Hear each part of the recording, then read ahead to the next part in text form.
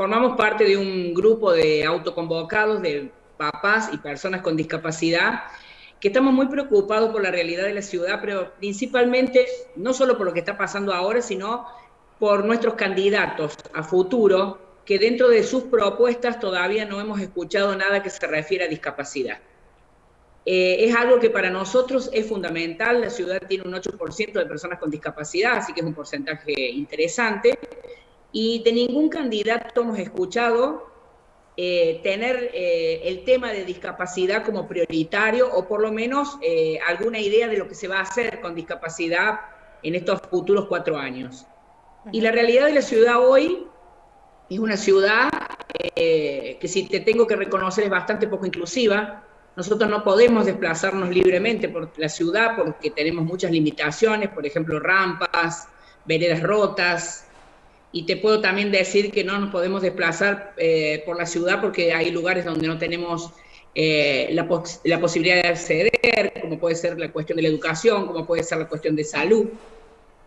Y los adultos no tienen un lugar donde estar, a no ser que sea en un centro integral como tiene el CENDI, que no tiene abierta, ya tiene cubierto el cupo, no habría nuevo lugar para las personas, para los adultos mayores. Y bueno, y mucho más. Creo que Marisa también puede aportar sobre este tema. Consultar a Marisa también, digo, ante esta falta de espacios, de inclusión, se pide un Estado más empático, ¿verdad?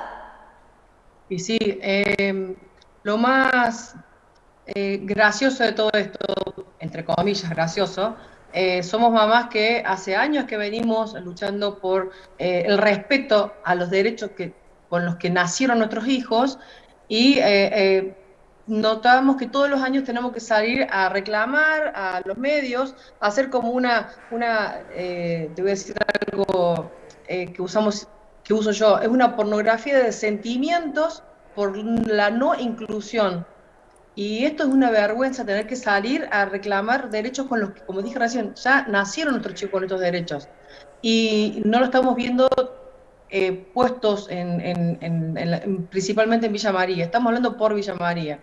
Y es algo lamentable porque, como siempre decimos y vemos, que se traen fondos de muchos lugares y los fondos nunca van al colectivo de la discapacidad. Y es algo lamentable porque vienen ahora épocas de elecciones y nosotros votamos, los familiares votan, muchos chicos con discapacidad votan, y tenemos que elegir, y espero que este año se elija bien, y espero que este año la persona con discapacidad no tenga que salir a reclamar, porque hay muchos del Consejo, del Consejo Asesor de Discapacidad, y en ningún momento se nos acercaron, nos preguntaron, estamos precisamente para eso, y hace 15 años, como dije recién, en mi caso, otras mamás hace mucho tiempo más, y nunca nos llamaron, nunca nos preguntaron, y queremos una Villa María inclusiva, la necesitamos. Situaciones que mencionaban en diálogo con Puntal, que hemos tenido previamente, falta de acceso, por ejemplo, a la zona del río, algunos inconvenientes también que se presentaron en el recorrido Peñero, en el festival.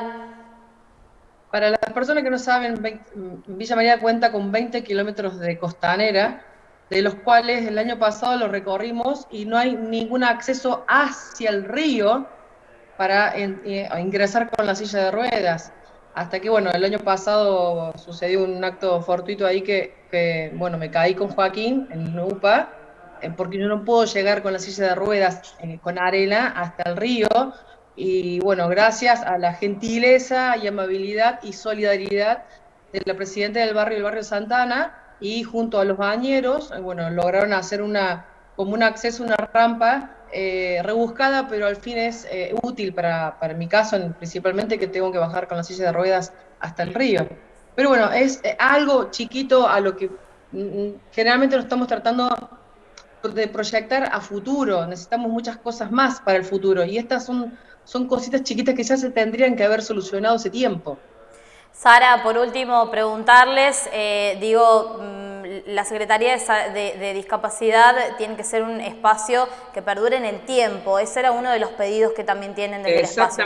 Exactamente. Yo quería agregar a lo que dice Marisa, que lo que nosotros pedimos son políticas públicas a largo plazo.